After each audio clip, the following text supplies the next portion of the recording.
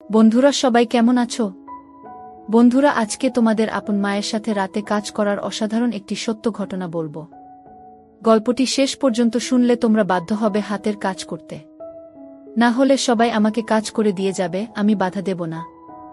বাবা মারা যাওয়ার পর মা চলে এসেছিল আমার সঙ্গে থাকার জন্য।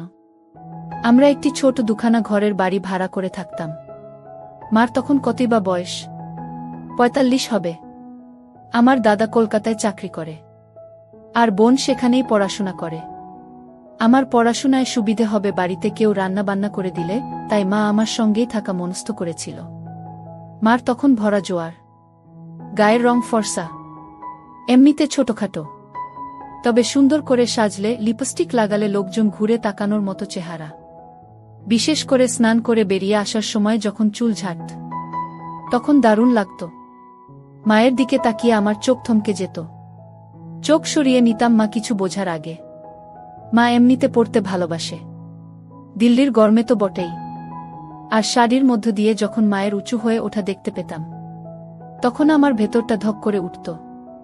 স্লিভলেস হলেও খুব একটা ডিপ কাট নয়, আর ঢাকা থাকত, শুধু দিকে অনেকটা অংশ খোলা আর নিচে অনেকখানি অংশ দেখা যেত। দিল্লির বাড়িতে শোবার ঘরে মাই শুত, আমি বাইরের ঘরে একটা চৌকিতে শুতাম। মাকে ওইরকম দেখার পর আমার ফুলে উঠত। বাইরের ঘরে প্রাইভেসি ছিল না বলে তখন বাথরুমে চলে যেতাম, বার করে তারপর শান্তি চোখ বুজে মাকে ভাবার চেষ্টা করতাম। বাইরে থেকে দেখে যতটুকু কল্পনা করা যায়, ও দুটো দেখতে কেমন, সেগুলোর রং কেমন, এইসব। তারপর ভাবতাম নিচের দিকটা কেমন, ওখানে ঘন ঘাস পাতার মধ্যে মায়ের কথা ভাবতে ভাবতেই আমার বের হয়ে যেত।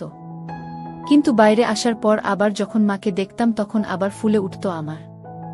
সব সময় দাঁড়িয়ে থাকত আমার চোখের সামনে ঘুরত মায়ের ছবি। আমি সুমনা, দীপুর মা। দীপুর পড়াশোনার সুবিধে হবে বলে আমি ওর সঙ্গে দিল্লিতে থাকি। শুধু সেই জন্য নয়, দীপুকে আমার অন্য একটি কারণে পছন্দ। সে ওর দাদার মতো মোটা থলথলে নয়, বেশ ফিট চেহারা, ব্যায়াম করে, এক্সারসাইজ করে, কোকটা লোম। ২১ বছরের দীপুকে দেখে আমার মনে হতো একজন সত্যিকারের পুরুষ মানুষ দেখছি। আরেকটা কারণ হলো ও অনেক বেশি হাসি খুশি, আমার সঙ্গে ফ্রি। তাই ওর কাছে থাকতে আমার ভালো লাগে, ওর দিকে তাকিয়ে। বিশেষ করে দীপু যখন বাথরুম থেকে চান করে তোয়ালে পরে বেরিয়ে আসত, তখন যে আমার কিছু হতো না সেটা বলবো না। আমার কোনোদিন আর কোনো মর্দের সঙ্গে সুযোগ হবে না, এটা ধরেই নিয়েছিলাম। কিন্তু মাঝে মাঝে ইচ্ছে করত দীপু আমার হাত দিক। এক এক সময় স্বপ্ন দেখেছি দীপু আমাকে ওর হাত দিয়ে আমার দুটো শেষ করে দিচ্ছে। কিন্তু পরক্ষণেই ভেবেছি সেটা কখনো সম্ভব নয়। তবে নিজের লুকিয়ে রাখার চেষ্টাও করিনি, তাই বলে সালোয়ার কামিজের বদলে শাড়ি পরতাম। সালোয়ার কামিজে একটা সুবিধে হলো ওড়না না পড়লেও হয় বাড়িতে, আর তখন বাহার দেখানো যায়। কিন্তু আমার ইচ্ছে হলো দীপুকে আমার দেখানোর, আর তার জন্য শাড়িই ভালো। নানা ডিজাইনের অজুহাতে অনেক অংশ দেখানো যায়, বিশেষ করে কাছের জায়গাটা যে অনেকটা বড় সেটা আমি জানি। সেগুলো দীপুর চোখের সামনে তুলে ধরার জন্য শাড়ি বেস্ট। আমার মনে হতো মার দরকার, এখনই তো মার পূর্ণ পাওয়ার বয়স। আর মনে হতো আমি মাকে সেই দিতে পারি যা পেলে মাও খুশি হবে, কিন্তু যেটার কোনো সম্ভাবনা নেই জানতাম। একটাই সম্ভাবনা ছিল যে যদি মার মনেও একটু উসখুস থাকে, তাহলে একটু সাহস করে কিছু করলে হয়তো সাড়া দিতে পারে। এই কথা ভাবার পর আমার দিনরাতের ধ্যানগান হয়ে পড়ল কিভাবে মাকে তোলা যায়। কি টোপ গিলতে পারে মা? মাকে দেখে মনে হতো মারও নিশ্চয়ই মন আনচান করছে, কিন্তু কিছু বলতে পারছে না। আমি প্রায় ভিডিও দেখি, গল্প পড়ি, সেখানে মার সঙ্গে ছেলের সম্পর্ক নিয়ে অনেক কথা থাকে।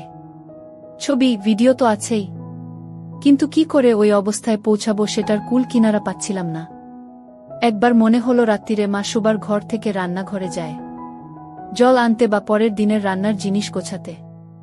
আমি ভাবলাম ওই সময়ে যদি আমি বাইরের ঘরে শুয়ে হয়ে শুরু করি তাহলে কি হবে, কিন্তু অনেকবার ভেবে ওটা বাতিল করলাম।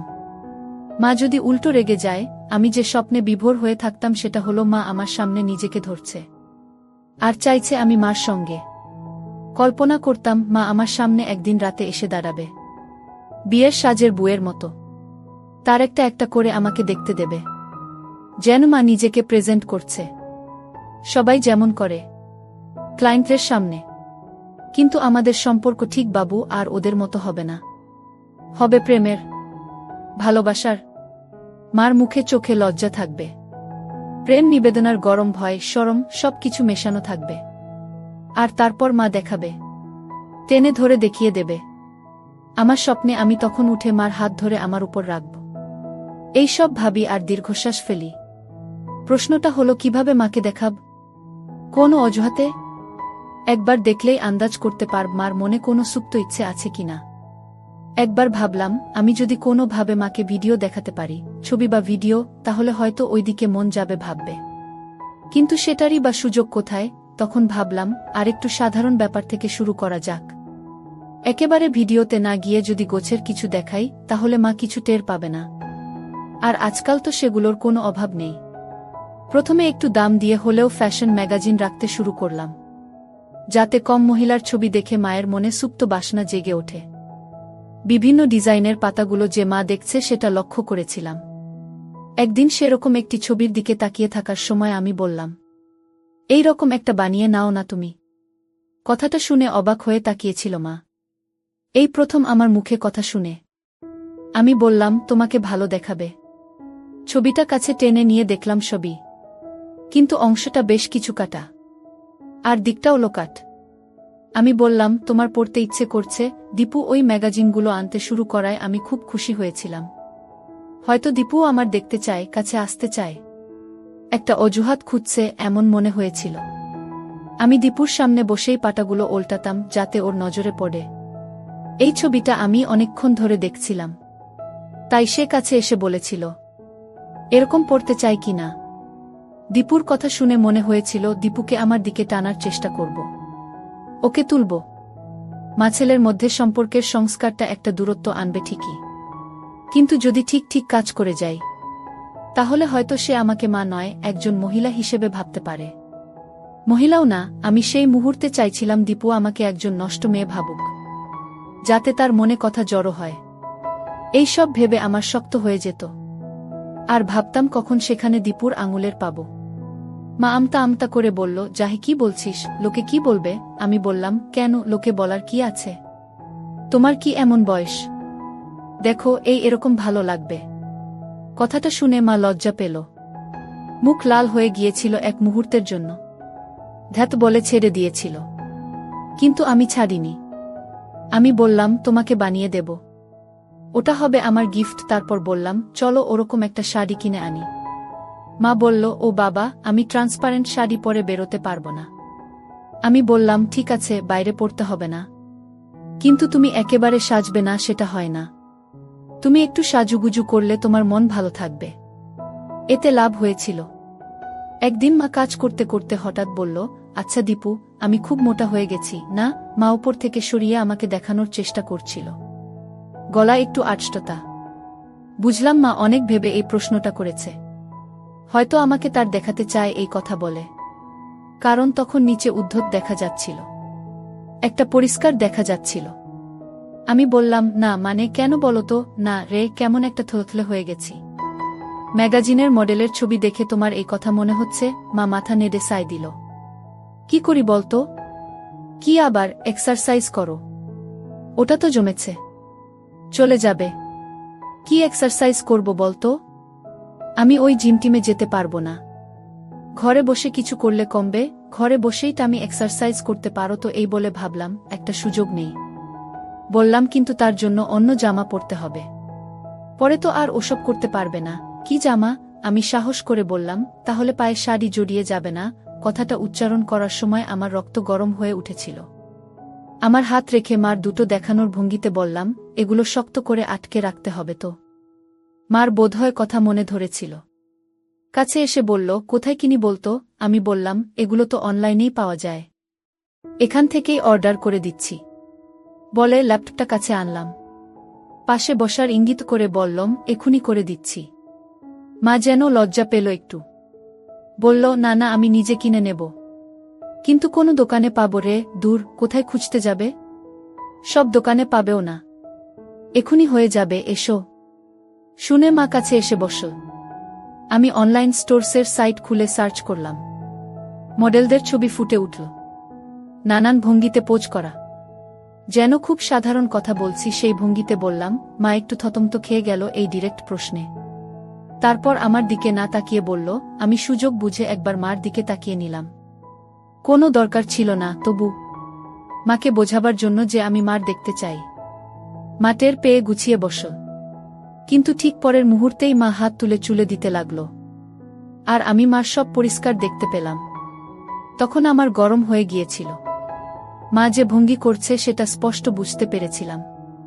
মনে মনে ভাবলাম, দাদাও দেখাচ্ছি তোমায়, এই প্রথম মাকে প্রেমিকার রূপে ভাবলাম, তোমার ব্যবস্থা করছি আমি এবার আর চোখ সরিয়ে নিলাম না। যতক্ষণ পারি নির্লজ্জের মতো মার দেখলাম। একবার মার সে অঙ্গে দৃষ্টি বিনিময় হল, দেখলাম মা তখনও চুল ঠিক করার ভান করে মেলে ধরেছে আমার সামনে। আমি ইচ্ছে করেই ছেনালিপনা করেছিলাম। আমি চেয়েছিলাম দীপু ভালো করে দেখুক, আর জানুক যে আমি সেটা উপভোগ করছি। আমি চাই দীপু বুঝে নিক যে আমার দিকে তার চাহনি আমার ভালো লাগে। দীপু যখন আমার দিকে হা করে তাকিয়েছিল, আমি আর চোখে দীপুর দিকে তাকিয়েছিলাম। দেখেছিলাম সেখানে একটা বলিষ্ঠ রয়েছে। সেটা দেখতে পেয়ে আমি আমার হাত আরও কিছুক্ষণ উপরে রেখেছিলাম। আমি তাকিয়ে আছি দেখে মা হেসে জিজ্ঞেস করল, কি বিশ্বাস হচ্ছে না? অত দেখতে হবে না। আমার মুখে কথা সরছিল না। বললাম, তোমার যা সুন্দর লাগছে না, একই কথা বলে যাচ্ছে শুধু। কোথায় আমার আরেকটু ভালো হবে সেটা না, একটু চাইছি এক্সারসাইজ করার কথা। আর ছেলে শুধু ভালো বলেই যাচ্ছে। ওরকম কথায় ভালো না বেশে সত্যি সত্যি একটু সাজেশন দে তো দেখি।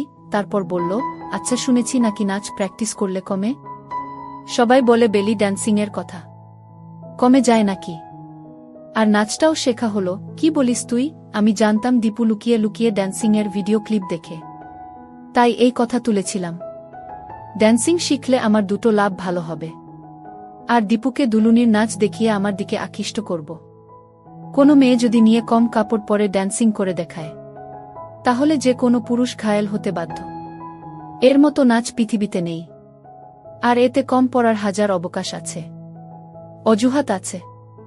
এমনকি আমি তো কল্পনাও করেছি এক সময় ড্যান্সিং এর নাচ দেখাতে দেখাতে দীপুর সামনে একটা একটা করে করে দেখাবো, একসেট হয়ে নাচব।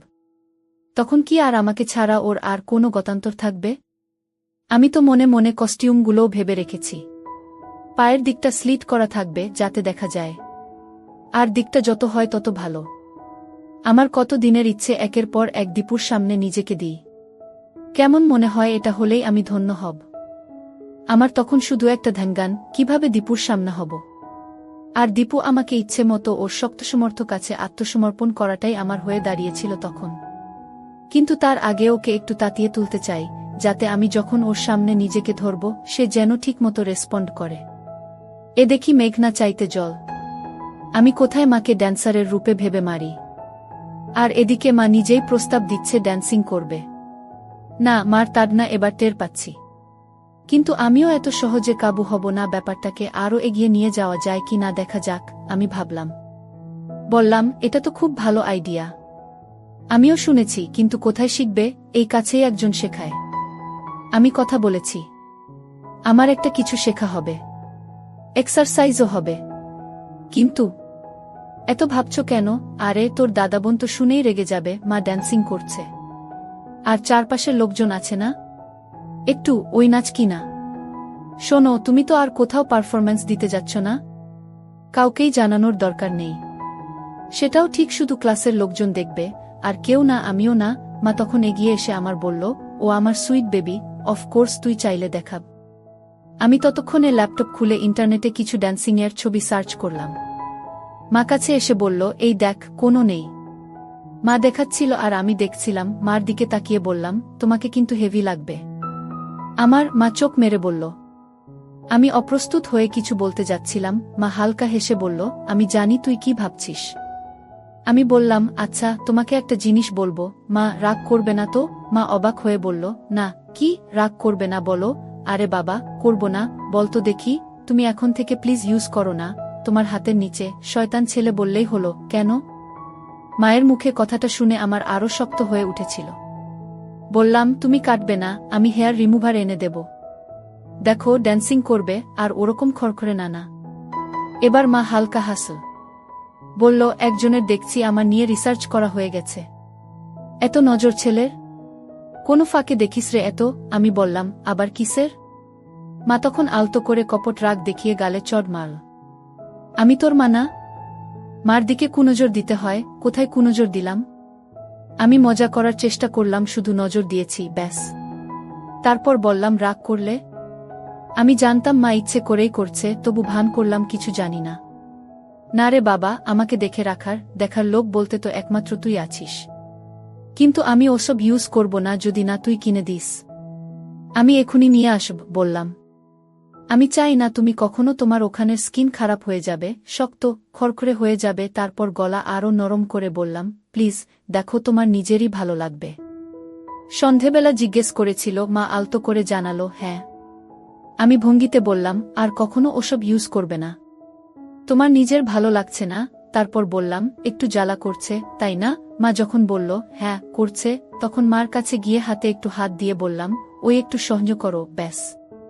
আমার তখন খুব ইচ্ছে করছিল তুলে দীপুর সামনে দাঁড়াই, ও দেখুক, কাছে আসুক, কিন্তু লজ্জা পেয়ে পারিনি। কারণ জানতাম আরও সুযোগ আসবে। এও জানতাম যে দীপু এখন আমাকে শিকার করার ধান্দায় আছে, আর আমি শিকারীর কাছে এত সহজে ধরা দেব না ঠিক করেছিলাম। যত উঠতে পারি তত শিকারের খেলা জমবে। আমি চাইছিলাম ওর আরেকটু কষ্ট পাক, যাতে আমাকে ছাড়া আর কিছু ভাবতে না পারে। এরপর একদিন মা ড্রেসিং টেবিলের সামনে বসে চুল আঁচড়াচ্ছিল।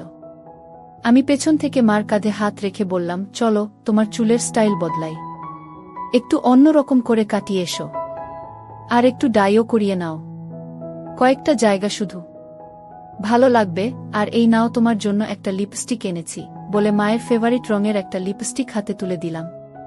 দেখলাম মা খুশি হয়েছে। সেদিনই গিয়ে চুল কাটিয়ে স্ট্রেট করিয়েছে। ঘরে ঢুকতেই আমি বললাম, দেখেছ কি সুন্দর লাগছে? বলেছিলাম না? শুনে মা লজ্জা পেল। বলল, সত্যি? আমি কাছে গিয়ে বললাম, আমি এমনি এমনি বলছি নাকি? কতজন তোমার দিকে তাকিয়েছিল রাস্তায় বলো তো? মা আমার কথা শুনে আরও লজ্জা পেয়ে ভেতরে চলে গিয়েছিল। কয়েক মাস পরের কথা। মা রেগুলার ড্যান্সিং ক্লাসে যায়। একদিন বলল, আমি একটা হিন্দি গানের সঙ্গে নাচ শিখেছি, ঠিক ড্যান্সিং না, তবে ওই রকম, তোকে দেখাবো। অফকোর্স। আমি তো এক পায়ে খাড়া। বললাম, কস্টিউম কোথায় পেলে? না রে, ওগুলো পরে কিন, খুব দাম। এই নাচটা করব। দাঁড়া, হিল জুতো পরে আসি। মা, তুমি হিল জুতো পরছো আজকাল? বাহ! হিল জুতা পরে নাচতে গিয়ে মা পড়ে যেতে গেল। আমি তাড়াতাড়ি মাকে গিয়ে ধরল। মা অঙ্গতা বসত, আমার হাত লেগে গেল, সাথে সাথে আমার শক্ত হয়ে গেল। কিন্তু কি? মা কিছু বলছে না কেন? তার মানে কি মাও রাজি? আমি প্ল্যান করে ফেললাম, আজকেই ঠাকুর ডুবানোর উত্তম সময়।